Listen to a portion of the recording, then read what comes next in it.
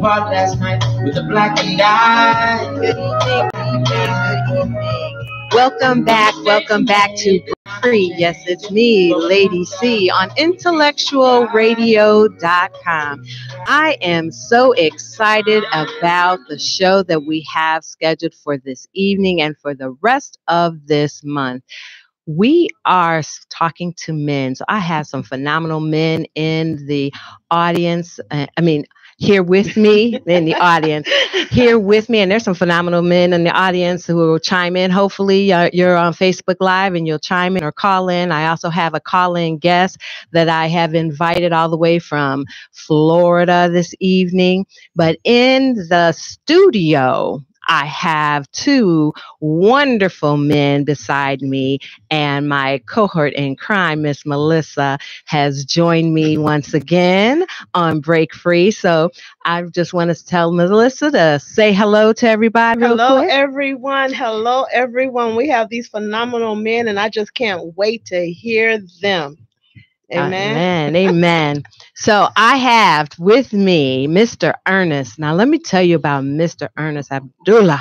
I feel like I've known him for a very long time. You know, when you meet kindred spirits, it feels that way. God always places those people in your path that you have a connection with.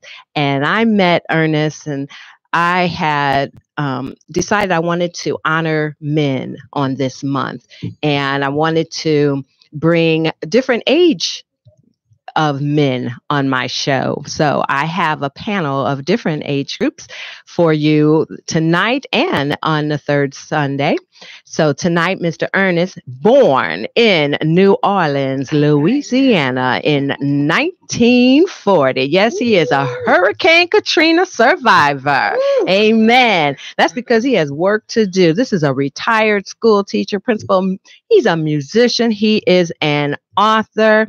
And he recently in 2018 jumped. I'm going to tell you, he jumped out of a plane. You know, it wasn't on fire. He intentionally jumped from a plane. And I'll just say hallelujah, because that's one of my things on my list that I want to do list, huh? Is yes, I call it my to-do list. I want to do that too. So Mr. Ernest has already done it. So I can take a page from him. He jumped out of the plane April 22nd, 2018. And look, he is here tonight to share with us. Ernest, can you say hello to everyone out there? Hi there. Hello. Happy to be here. All right. And then alongside of him, I have Sean Earl Pedro Woods. All right. And I know Sean because I know his beautiful mother. And I have seen how he cherishes and how he supports his mother. When you see a man that is supportive of his mother, then you know that is one of the topics that we're going to talk about in this manhood, fatherhood journey. He is a father of 4 beautiful girls. All right. 4 girls. He is a truck driver by trade, and he is a community and family advocate. So let's hear it for Mr. Sean Earl Pedro Woods. Tell everybody hello. Hello out there. Good to be here. All right. All right. So I do have a call-in guest calling in from Florida. His name is Emir Otto Price III, and he will be calling in this evening to talk on our discussion of fatherhood, manhood. So first things first, both of you are fathers. Oh, yes.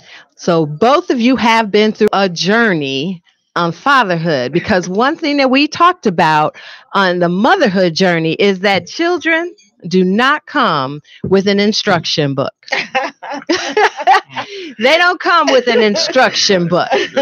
So in this journey of fatherhood, you have a growing and a lifelong commitment. Oh, yes. See, it doesn't just start and end at one point. It's a lifelong commitment. So we want to know from you about that journey. Who wants to go first? All right. I have a daughter that I personally raised. And then I have a daughter that I just was introduced to years ago. But my daughter that I personally raised, her mother passed when she was 3 years old, and I raised, did the best I could. Look, I'm thankful she had a lot of aunties. I could not deal with her hair. She had a head full of hair. And in her growing up, I used to get a Father's Day card and a Mother's Day card. Oh. Yeah, and we're still very close. In fact, she's blessed me with a granddaughter. Amen. And I was in New Orleans a couple of weeks ago for my granddaughter's graduation from high school. She's going to college. Now, my daughter, I don't think anybody is as close to me as she is. My granddaughter, she's kind of pulling on me, but my daughter, she's my better half. Yeah, I'm not married now, and I have married the lady. She passed also. Yeah, so I'm single, and I'm still a father. Still a father. Yes, I'm still a father. Yeah, I was down there at the graduation and with a whole bunch of other family, and I'm just feeling good about it, the whole thing. And I don't say I was the best of father. I've learned some things now that I, could have done better. But my daughter loves me, so I'm happy. Amen. Those girls love their daddies, don't they? So, what would you say was your biggest struggle as a father with raising a daughter? Besides the hair,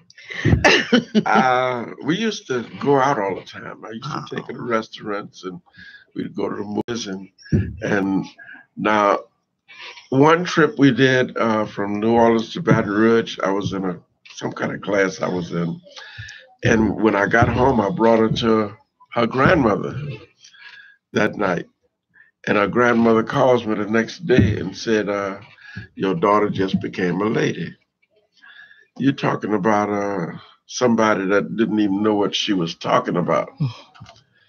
If I'd have been there and my daughter had become a lady, I'd have brought her straight to the hospital.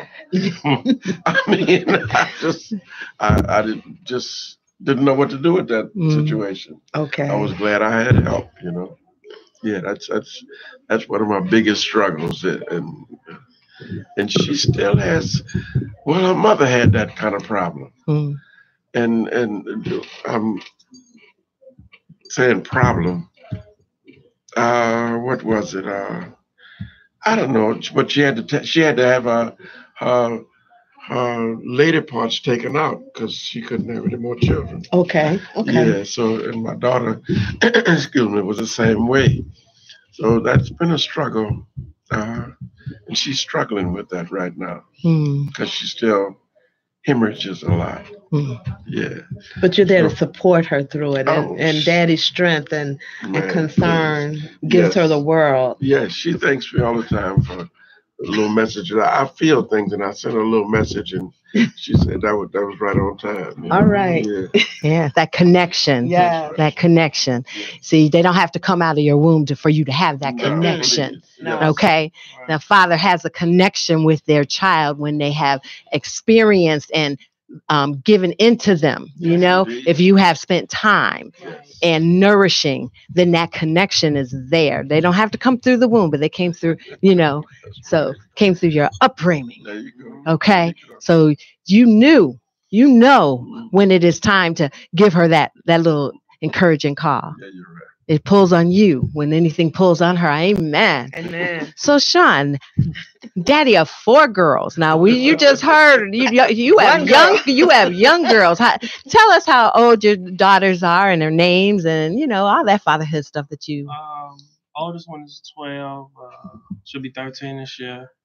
Ashanti just turned 11. 8 years old is that's Talia, and Tamara's 2. Woo. I can kind of relate what he's saying. Like the menstrual cycles was definitely like a touchy subject for me. That was definitely a touchy subject for me. Something that I was just completely unaware, but it forced me to grow up, and a lot of things that just here in America, with the sexualization of everything. But it was like just with my first initial child was definitely odd, and we used to come down on the middle one, Ashanti, for like saying words that we thought was like. She would just run around the house, just be like, just yelling booty all day. And we'd be scolding her, like, stop saying that. You can't say that. But as I grew up and throughout my evolution, it was just like, what is the big deal about that? And just like as I grew up, so did my kids. And that shows within the evolution of like each one I had with the youngest one and how casual they talk to me versus like my oldest ones. You can see the difference and during my transition in parenthood as well. So it is very helpful to, take a look at how you have grown as a parent. Yeah. What were those challenging moments those challenging aha moments that made you take a look at it and say, I could have done this a little bit differently. And, with having 4 children, the first one, she didn't come with an instruction book, but at least she gave you a little groundwork for the ones that came after. So have you found yourself doing a lot different or? I don't think anything really stays the same. Pretty much it's all an evolution of work. I mean, even for personal truths. I mean, you always evolving based on what you step in or what you read or different perspectives of individuals you meet throughout your lifetime. What was one thing? There was a book I read, the Carpenter and the Gardener. Just versus how this new day and age, for the middle class, we're waiting a lot older to have kids. And then when they do wait older to today, a lot of times they haven't had opportunities where they were rearing their younger siblings or rearing their cousins or babysitting.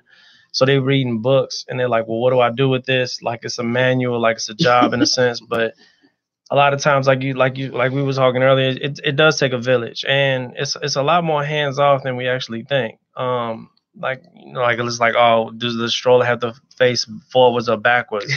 And we get into an argument about that. It's like the little tedious things like that, and it's like it's no big deal because they're gonna have their each individual input and evolution throughout their own life with people that they deal with. I've grown and learned with a lot of that, a lot of hands off, and I let my kids speak up more than I used to when I was younger. I've questioned some of those things, like why did we say lie, and why didn't we have to say lie in certain households? I mean, I was able to say it in mine, but it's like when they go to other people's households and they're like, well, why your kids get to say lie? And it's like, why can't they? In a sense, it's like it's a matter of what works. It's like to question all of that. In a sense, it's like why take that freedom of speech away from them if it's coming from a respectful place. A respectful place. And like you said, challenge. Just because that's what we always did, does that make it the right way to do things? Yeah. So when you challenge it and you really break it down, it's like, why did we? Yeah. Why is that a problem? Yeah. Why are we stifling their voice? Right. Why are we stifling their voice? Yes. Because when are they ever gonna speak up if they can't do it at home first? And when you at home speaking up, and you can be trained the right way to speak up, the proper way to have your voice heard.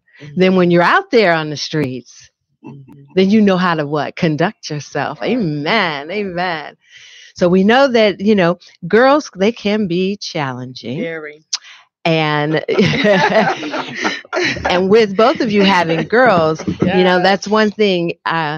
Fathers can nurture the girls in that, but when it comes to those womanly issues, you have to give it over to the mother, right? So it's the same thing for those mothers that are raising sons.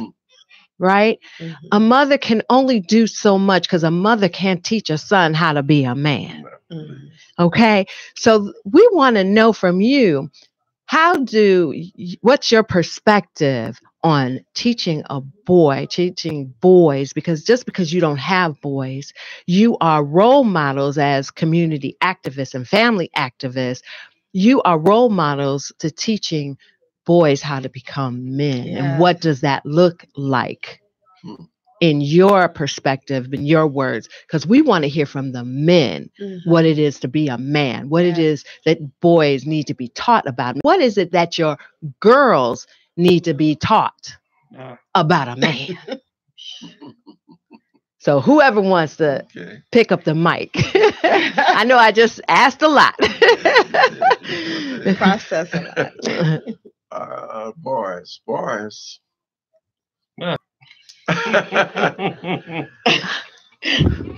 I would say the best thing you can do for a boy is to be a good example. Yeah, the best thing you can do for a boy is be a good example.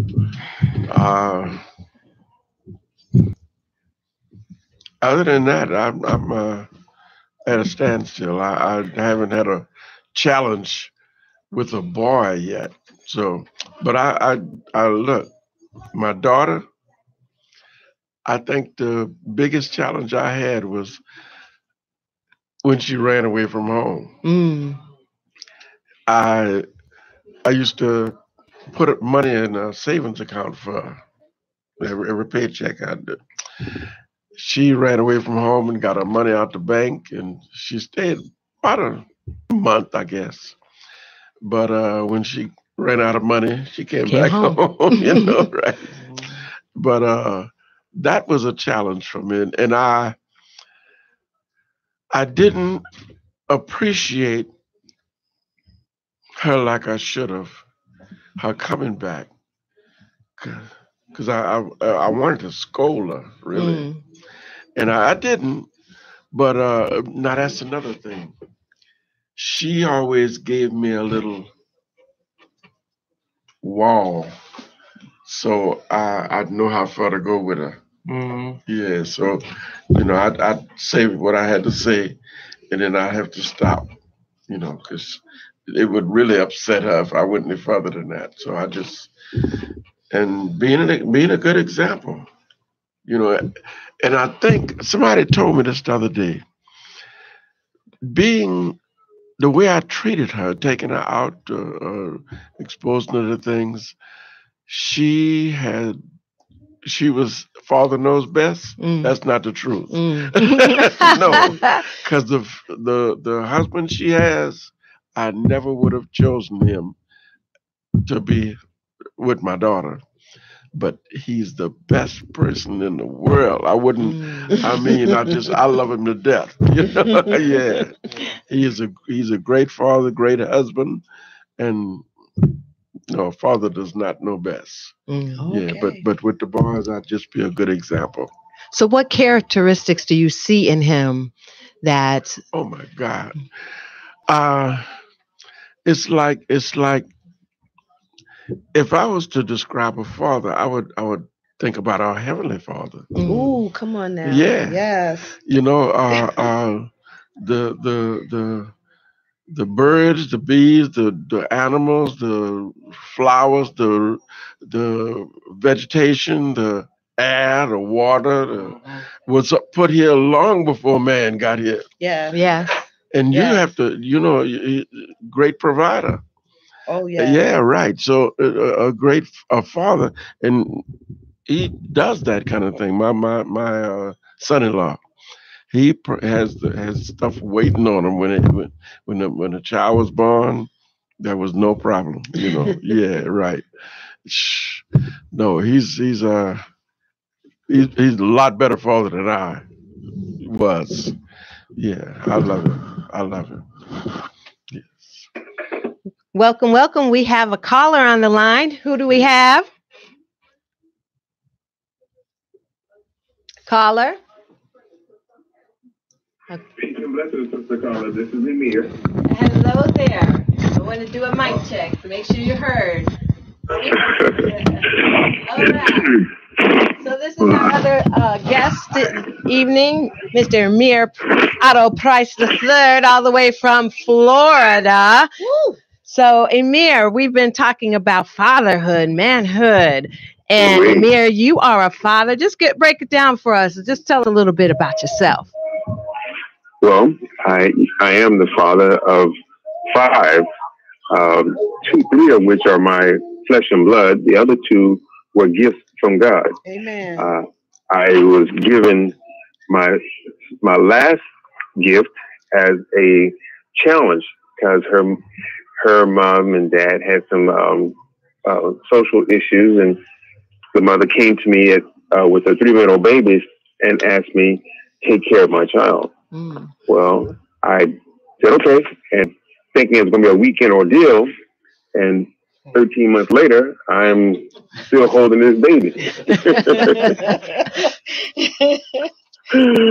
So I guess when I made a commitment, I was committed to the commitment of being first a man of my word and then a father of my love. Now, 7 years later, this little girl still tells everybody, this is my daddy and this is my grandma, but that's my daddy. Speaking of my mom. So it's been a real joy and a great challenge to be seen as a man, but then to be loved as a father. Someone told me that the father and a man are the same thing, and I beg to differ. All right. Amen. Okay. Because a father is someone who has chosen to love irregardless of the pain of society's woes. And I have done that so far. My oldest child is 27 years old. My next one is 19 tomorrow. My next one is 17. And now my 2 love children, she's 20 and the other one is 7, who will be 8 in November. And it's been a real joy to have society recognize you as a father, and you see yourself as a father based upon the people who have loved you and have demanded of your heart, mind, and strength to help them elevate into a better person or another person. And that's been a real amazing process, because I remember to the day before my first child was actually born, to be in the hospital and watch that baby come into the world and look at me and say, I'm expecting you and I'm anticipating you to tell me what's going on and how do I handle it? Well, those bright eyes turn to wandering eyes and turn to a real experiment of what is going on. And I thought that prior to that, I used to pound myself in the chest, I am man. and that was awesome. And that little baby boy, he looked at me and said, okay, man, but how do I become what you are? Oh. And in order to do that, I had to show him what a father was versus what a man was. Sometimes a father has to be a lot more gentler and a lot more caring than a man would be. And that was transformational for me, because I learned what it was to wake up at 5 o'clock and feed someone else other than myself, clean up someone other than myself, bathe someone other than myself, dress and then comfort and nurture someone other than myself, which made me evolve into a father. And that transformation, I invite every male on this planet.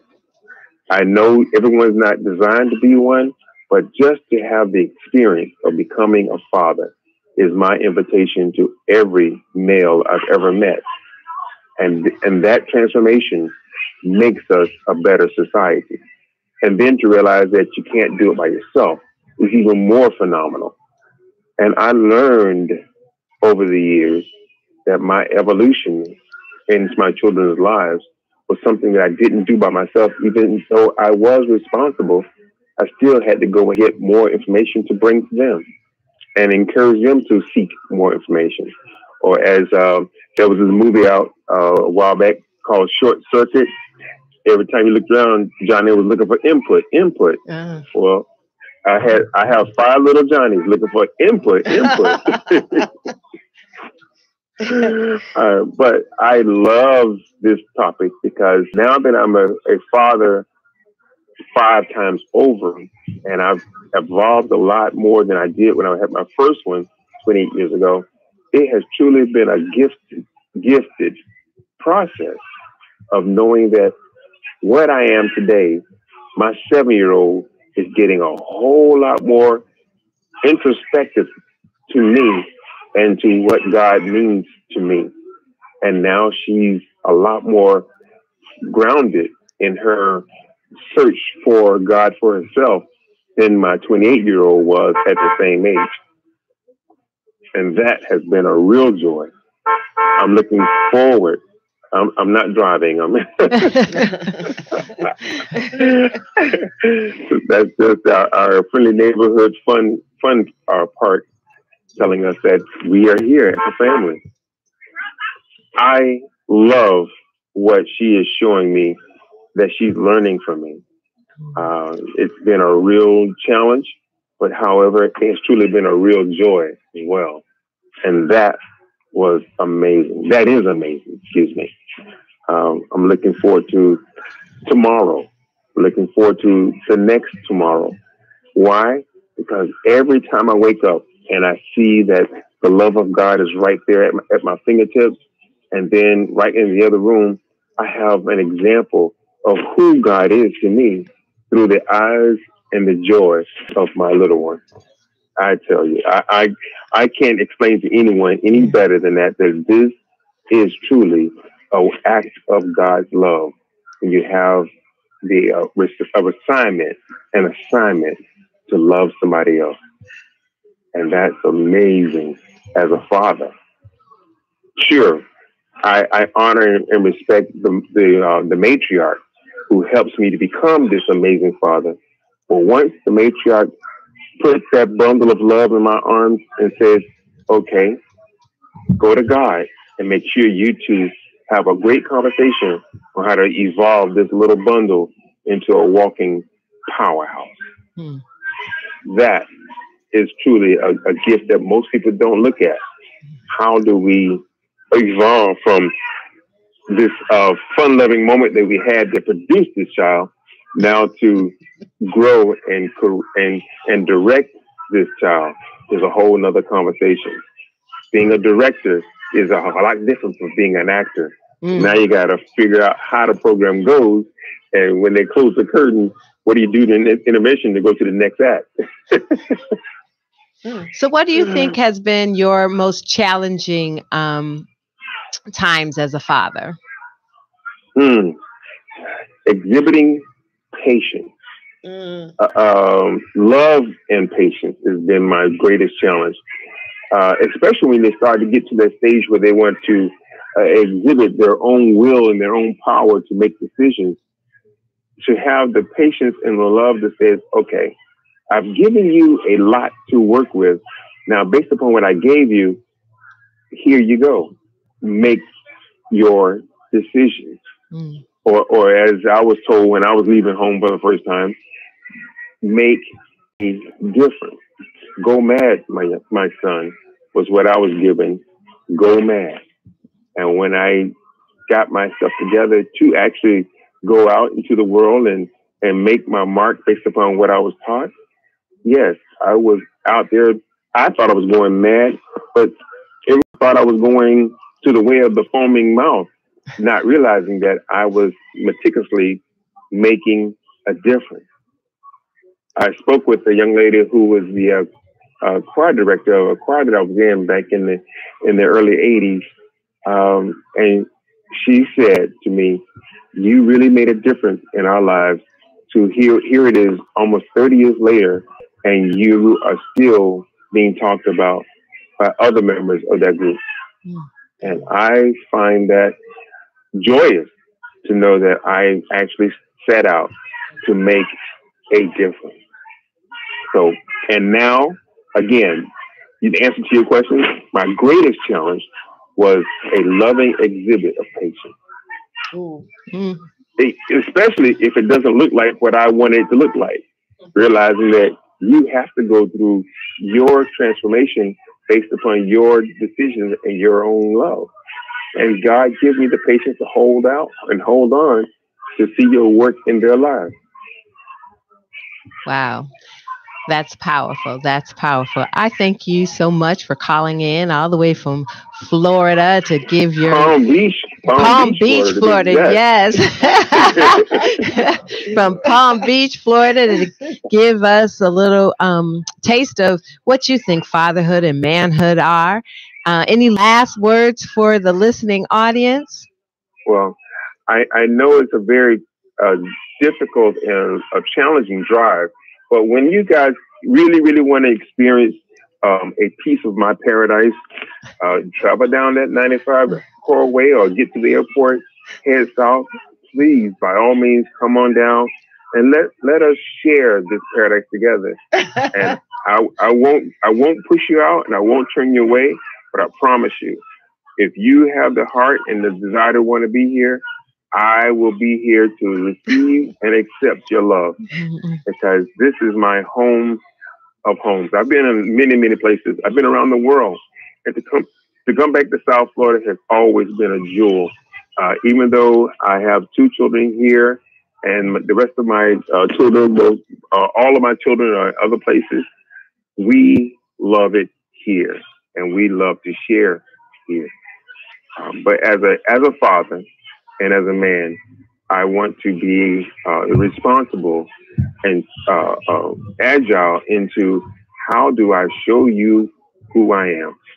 When I was a young man, a lady came to me from my church. She says, "You're going to have children, young man." I said, "Really?" She says, "You're going to have girls and boys."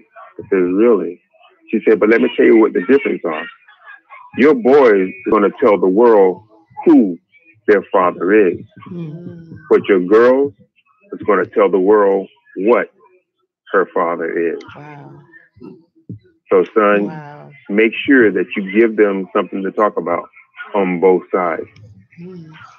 Good. That's good stuff. Good. That was deep. Who and what? So the men out there, remember that your children are a reflection of you. And they say the fruit doesn't fall far from the root. Well, thank you, Emir Otto Price III, all the way from Palm Beach, Florida. We appreciate the nuggets of wisdom that you have given us tonight on Break Free and on IntellectualRadio.com. And at this time, we're going to say goodbye. And well, before I'm released, yes, sir. One more thing. I was walking through the garden of my neighbor's yard, preparing to pick some papaya from his tree, and I noticed that on the ground under his mango tree weren't any oranges. And I noticed that and said, So I know they say the fruit the tree bears the right fruit, but how odd would it be for his orange tree to have mangoes underneath it, or his mango tree to have oranges underneath it? So therefore, whatever the tree is, the fruit must bear. And no, it ain't gonna roll that far away. It sticks close to the root, like you said. The root is the tree, or the tree is the root. But it's a powerful thing to know that my children are a reflection of the God in, or the reflection of who I was at the time of their manifestation. Now we are so excited to see what is going to happen with that tree as it bears its own fruit, because it's well rooted and well trimmed. I'm so excited. Amen. Woo, that was powerful too. Thank you so much. You've given us so many powerful nuggets, and we thank you for being on the panel on this evening. Emir Otto Price III from Palm Beach, Florida on Break Free. Okay. Thank you. So thank you, my love. And I look forward to seeing that wonderful smile the next time I grace the city's limit of Chicago. Yes, you guys are amazing. All right. Till we talk again. Thank you so much. Peace and blessings. So, gentlemen, we had a lot of nuggets there. So we're going to continue this conversation. as we go forward on talking about manhood and when we talk about the fruit. So let's talk more on that. Sean, what do you have to interject for us this evening? Well, for me, I want to go back to what you said about men can't and women's role within a household. I know a lot of great men that were raised in single women households. Was Obama, if I'm not mistaken, was he raised by a single? Yes. And yes. And all the way to the other perspective of saying Tupac was raised by a single mother in a sense. Like we were saying, like we always say, like the famous saying, it takes a village to raise a child. We in the Western culture, we do put a lot of weight on the parents, but I'm grateful for the circle that I'm within, such as my uncle that's here with me today, my mom that's here with me today, my sister. I got 2 sisters that stay in the Chicagoland area, and I talked not too long ago about my brother Nigel about why they moved to Texas to be closer to family, and how it just lightens the load. And we were talking about that a lot in the past, about how you hear about different perspectives, and you see it on the news about how could they do these horrible things to this child, and why did they do this to the child, and the amazing things you may hear on the news. But it's like, I bet you they weren't close to family, because it's like when you need that break to just be like, I need you to get out of my face for a little while because I can't deal with you. And that's just, those are real life conversations that we just don't have with each other. And it's like, they do get on my nerves. And yes, I'm gonna send you out my house when you do that, because it's like, I need my space. I need some me time. You don't always want me to be in your face, because it is a village. It's like you go to school with your teachers. They're getting input from other students at the school. They're getting input from the aunties, their uncles. It takes a village, in a sense. It takes a community, and that's what gave us and made us into to what it is that we have today. Our culture. It's like we trust other human beings with our kids. It's like, you can't, if you look at different animals, they're very protective of their next generation. But like how people walk up to babies and just can pinch other babies' cheeks that's not even theirs. It's like, you don't witness that within the animal kingdom. Like you see apes are like real protective of their children. They're like, and especially like strangers or something like that. Like and it's just that welcome and trust that we have amongst one another. That like it's a lot of weight to carry as a parent. But it's a lot of overthought and a lot of over processing as well. And it's like, in a sense, it's like they get a lot of good and bad from an outer perspective, outside of us as well. I remember, quick story, my oldest had fell outside, and some older kids ended up laughing at her. She came running in the house and was like, "Oh, Daddy, they're laughing at me." I was like, "Well, that's just, a part of life. I mean, everybody's not going to be your friend." But lo and behold, that same characteristic and trait now follows through when, she'll just laugh randomly at people. And I'm like, oh, this is where you kind of got that from, in a sense.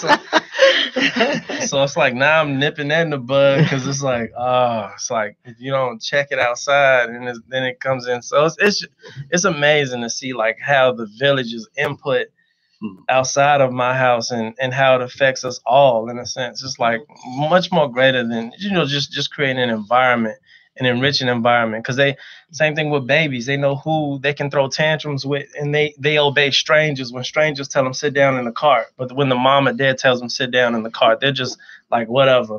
But let a random stranger just come along and just say sit down, they be like, oh, I don't know you, so I don't know what you're quite capable of. But yeah, I like to interject on that one. It's a lot of weight that we may imply upon just motherhood and fatherhood, but more so it takes a community, in a sense. Because my pops passed when I was 9 or 8, and my mom pretty much been holding me down ever since. And my next door neighbor, Carl, my best friend, and his father wasn't really too much into his life, and you got a lot of males that. But it is the collective village, in a sense. You pick up nuggets like a grocery store. Like my mom always used that metaphor. You don't buy everything in a grocery store. You pick up what you can use, and you keep on rolling. Discard that stuff that is of no use. Of no use. And like you said, it's important. Like I grew up, and my mother was a single mom, and yeah, the neighborhood raised us. Right. You know, we believed in the neighborhood having a voice. Right. Don't let your mama come home and find out that you were cutting up in the street, because the neighborhood was taking care of you and kept her informed. You know, so you had those role models outside of just your household. And what's important, we talked about that as women, that you aren't alone. You should reach out. Right. Ask for help. Well, how did you deal with this? And that's what we're here to talk about for those men out there who are raising girls and you know, raising girls by themselves. And I don't know how to do hair. Well, you don't have to know how to do hair. Find someone, you know, that does know how to do hair and get that help you need. Right. You know? So there is that cohesive group out there that you should discover that help you along this journey, and know that even as a man, you aren't alone. Right? You aren't alone, because you have to look at your uncle and get some nuggets from your uncle as to how to raise yours. You know, you were watching. You were watching. You saw things. Yeah. Let me comment on that, please. Yeah. Things are changing so rapidly now. The discipline my mother put on me, Right. I tried it on my daughter, and it didn't work. You know, and that was a great distance, because I'm talking about, I was about 26 years old when I had my daughter, and my daughter was so in her 30s when she had her first child. So the discipline that you use, it's got to change, because you know, I would never tell somebody to spank their child a day. No, and I would never. My mother, she put up with me. My father passed when I was 13. Okay. So my mother raised me alone. All right. And I was not always a pleasant child to be around, but mother gave me so much love that I always had respect for her. Yeah, and until today, yeah, she was powerful in my life. Yeah, I in college, I was in education. I got put out of education because I was me. You know? And when I went home to tell her about it, she said, you know, I still love you. You know, and that was powerful to me. That took all the weight off of me. You know, it was, man, I'm telling you, and love is the key. Love is the key. Show the children some love. Yeah. So as a father of girls, you know, you are the example of how they should be loved. Right. You are the example of how they should be loved. Right. Yes. You know, you said you took your daughter to restaurants and you exposed her to different things. And, you know, you were the example of this is what a man should do for you. When someone loves you, they expose you to positive things in your life. You know, as a father of 4 girls, you know, you're showing them this is how a man should treat you. Yeah. And even more, if I can interject, you know, how they should love themselves. So it's like before you can even get this poetry ran to you, or before Romeo can even come into your window and play the guitar at the bottom of your window, how about you write your own song in a sense? Because I just got into it with my wife about that. You about to about to go home and finish that argument. Because it's like, you know, because it was like in a sense of being so many, because the evolution that has changed, it has, because it's I hold my wife to that standard, because I tell them about that, because I mean, I got sisters that, like, when my uncle went to go skydive, and then my other sister went to go skydive, and strong women within the household, like the businesses that Black women take upon themselves, in a sense, or my mother, the perspective in evolution has changed. And I definitely tell them, to be good to themselves first. Be your own best friend, in a sense. And even as a parent, I challenge with that. Like, I work a lot, and I'm challenged with that whole perspective of just being the provider, and I got to make all the money. And, a valuable lesson I learned last year was about balance and getting sleep. Oh, God, and how valuable that was for me. And working all these hours as a truck driver, coming home, and you want to do projects and be the great dad and all of that. And then you find out you're not taking care of yourself, in a sense. And then you lean too much on their science project when they get a C on it. And you're like, that was my science project. And I got everything riding on their science project. And I'm hammering down on everybody now because you didn't get an A, because my life is literally involved in yours. So I'm not looking forward to what it is that I have for me. I'm looking for what you can bring for me now, because I'm not doing for myself anymore. So that's another thing that I definitely, that's how this whole evolution came about, because it was like, you got to be your own best friend first, because that was one of my weaknesses, leaning too much upon my wife throughout marriage. Like, that's something that I battle with, being in the same household. And it was like, once you get used to somebody making your lunches, or once you get used to somebody paying this particular bill, and it was supposed to be shared, you start leaning too much on somebody else, and it's like you start assuming that that's their position, in a sense, now. And then when it's no longer being taken care of, you kind of forget that you was doing these things when you were single beforehand, but now you like, wait a minute, nobody's fixing my lunches anymore, and you ready to fuss at somebody. So it's like it's a balancing act when you learn to always be your own best friend first, and you kind of forget those things along the way. So definitely I try to implement that within fathering the 4 girls. Definitely I reiterate that real heavy. Definitely. Before the young man steps in, definitely make sure that you want your own best friend. Don't let him sweep you off your feet. You sweep you off your feet first. Don't let him take you on no cruise. You take you on a cruise first. All right. That's some good stuff for these fathers out there. You don't have to do it alone. Nah, and if there is a sense of balance, and just like we talked about with motherhood, there's a sense of balance, and you can't lose yourself in fathering, in mothering, in being a spouse.